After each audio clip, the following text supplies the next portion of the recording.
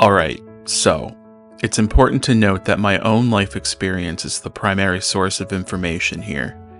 When I first started writing about all of this narcissism stuff a few years ago, I paid a lot of attention to the Final Narcissistic Discard and the installation of New Supply. Because this is the stuff that caused questions to bang around in my head. What did I do wrong? What was the New Supply doing right? What could I have done differently? And the truly dreaded question, would the New Supply succeed where I failed? For clarity's sake, I call my ex the Gay Narcissist, and I call my then replacement the New Supply. Now, here's something else you need to understand. Despite our dramatic breakup, we still decided to live together until our shared lease was over. I know, bad idea, but that's a story for another day. During our time living together post a breakup, I started seeing clear signs the relationship between the Gay Narcissist and the New Supply was turning rocky after only a few weeks. I should have been thrilled, elated, ecstatic. But I wasn't. It's not because I'm a noble soul, far from it.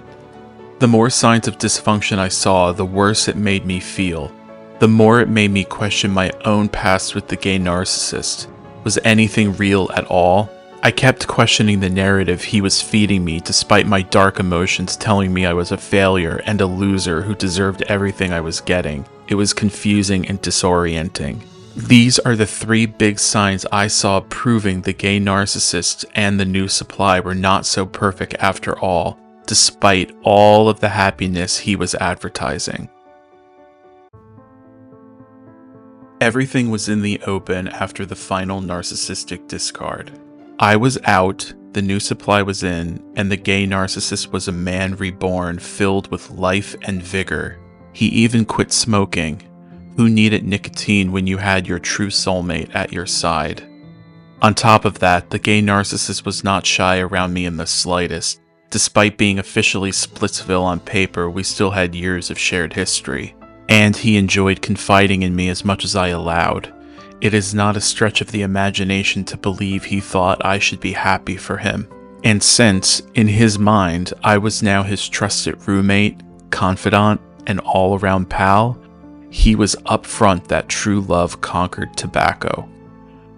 For a time, the sobriety lasted a few months, but old habits die very hard indeed, and eventually the Gay Narcissist would return home after his weekend visits to the New Supply, with packs of cigarettes in hand. I too was smoking due to the immense stress of the whole thing. In a bizarre twist of events, we started sharing smoke breaks together, and he'd tell me little things here and there about his new life with the New Supply. He hated the town the New Supply lived in. They had little arguments. They didn't see eye to eye on everything. I held myself together, impressively so considering the circumstances, but never doubt for a second that I wanted to puke at his feet when he spoke. I probably should have. Narcissists are creatures of comfort and convenience. They don't want their plans interrupted or their whims challenged, and they expect their partners to go along with everything. And you sure better have a smile on your face while you're doing it. If not, get ready for attack mode. I don't care how perfect a replacement partner looks, it's impossible for someone to be flawless. Life itself is a subjective experience. But narcissists are colorblind to subjectivity. Life is all or nothing, especially when they meet a new target. They're too consumed with infatuation and love bombing. You can forget about any kind of nuance or compromise. It's all about what they want when they want it. That's it. Eventually, any source of New Supply will start transitioning out of soulmate mode and start looking like a regular, complicated person. Here's an example. In the beginning, no distance was too great for the Gay Narcissist to travel in order to see the New Supply. Until it was. All of a sudden, the commute to see the New Supply turned into an expensive burden, and the Gay Narcissist held me accountable. I was told that it wouldn't kill me to go away for the weekend every once in a while, so, get this, the New Supply could visit him at home. You heard that right, folks. It was my fault. This was told to me with sour-faced annoyance and frustration. Sure, the gay narcissist lied and cheated and deceived, but hey, that was all in the past. I was expected to just get over it and help him out. I was as quiet as a church mouse when he said that to me. I was speechless then, and I am speechless now over his level of entitlement.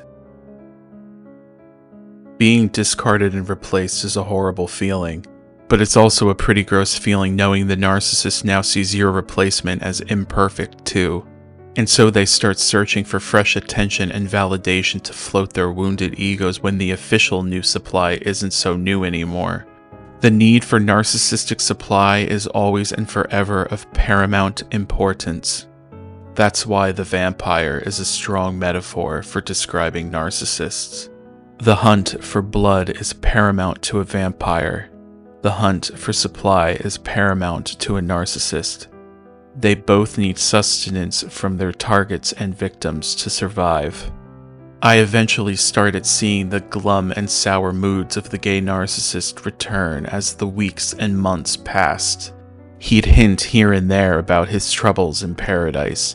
The new supply kept behaving in ways that didn't line up with the guy he originally met and fell madly in love with. The soulmate dynamic all of a sudden had a lot less soul in it. And then it happened. With a smirk and a laugh under his breath, the gay narcissist told me that all was well because he was getting plenty of attention elsewhere, specifically on Instagram. According to him, guys were not shy about sliding into his DMs whenever he posted a new picture. Now, that should have made me feel good, right? The new supply was failing. The gay narcissist was returning to his old ways. Isn't that a win? Well, it sure didn't feel like one. All it did was remind me of the guy I was dealing with and how he most definitely behaved exactly like this in our own, now dead relationship. After a pause, the gay narcissist told me the attention made him feel good, and then he said, "So whatever." Whatever, indeed.